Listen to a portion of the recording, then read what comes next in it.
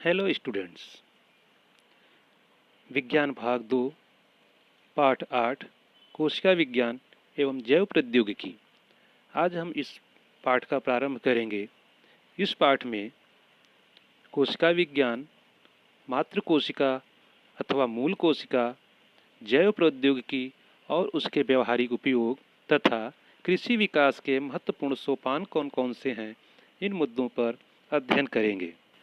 यह पाठ शुरू करने से पहले थोड़ा याद करें हम पुनरावर्तन के लिए कि हमने पिछली कक्षा में कोशिका किसे कहते हैं, ऊतक किसे कहते हैं, ऊतक संवर्धन की विभिन्न प्रक्रियाएं कौन सी हैं, ऐसे इत्यादि प्रश्नों का अध्ययन किया था। तो हम थोड़ा उसका पुनरावर्तन करते हैं, फिर उसके बाद हम विभिन्न मुद्दों पर आगे चर्चा करेंगे। जैसे पहला प्रश्न है, कोशिका किसे कहते हैं? तो इस प्रश्न का उत्तर होता है, शरीर की संरचनात्मक और क्रियात्मक इकाई को कोशिका कहते हैं। अर्थात किसी सजीव के संरचना और कार्य करने की जो इकाई क्षमता होती है, उसी को कोशिका कहा जाता है।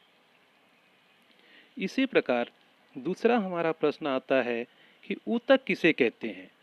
ऊतक के क्या कार्य हैं? शरीर के विशिष्ट कार्य करने के लिए एकत्र हुए समान संरचना वाले कोशिकाओं के समूह को ऊतक कहते हैं। यहाँ पर हमें समझने की आवश्यकता है कि कोशिका और ऊतक में बहुत थोड़ा सा अंतर होता है, क्योंकि कोशिका शरीर की संरचनात्मक और कार्यात्मक इकाई होती है, जबकि ऊतक उन्हीं समान कोशिकाओं को एकत्र हुए, जैसे एक संरचना वाले तथा एक प्रकार के कार्य करने वाले जब कोशिकाओं का समूह हो जाता है, तो उसी को हम ऊतक कहते हैं। तो इस तरह से इसका परिभाषित कर सकते हैं कि शरीर के विशिष्ट कार्य करने के लिए एकत्र हुए समान संरचना वाले कोशिकाओं के समूह को ऊतक कहते हैं। अब इस ऊतक के कार्य क्या क्या होते हैं? तो प्रत्येक ऊतक स्वयं एक विशिष्ट कार्य करता है।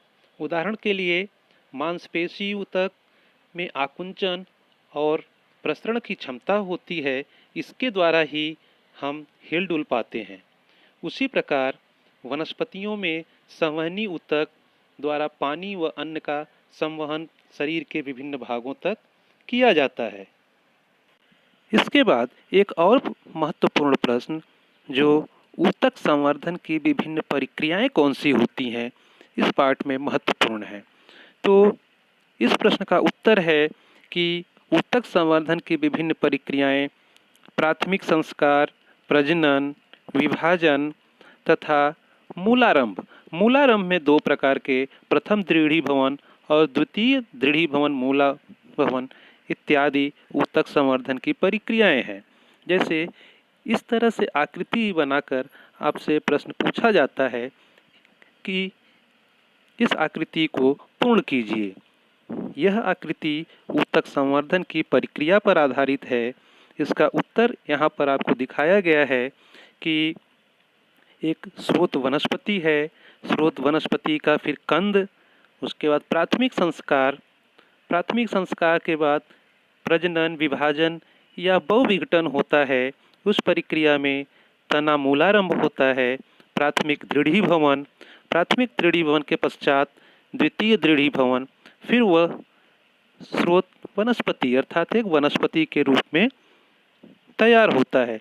यह पूरी प्रक्रिया एक चक्र के रूप में चलती है। तो इस तरह से परीक्षाओं में आकृति द्वारा आपसे प्रश्न पूछा जाता है कि कौन सी प्रक्रिया किस प्रक्रिया के बाद आती है।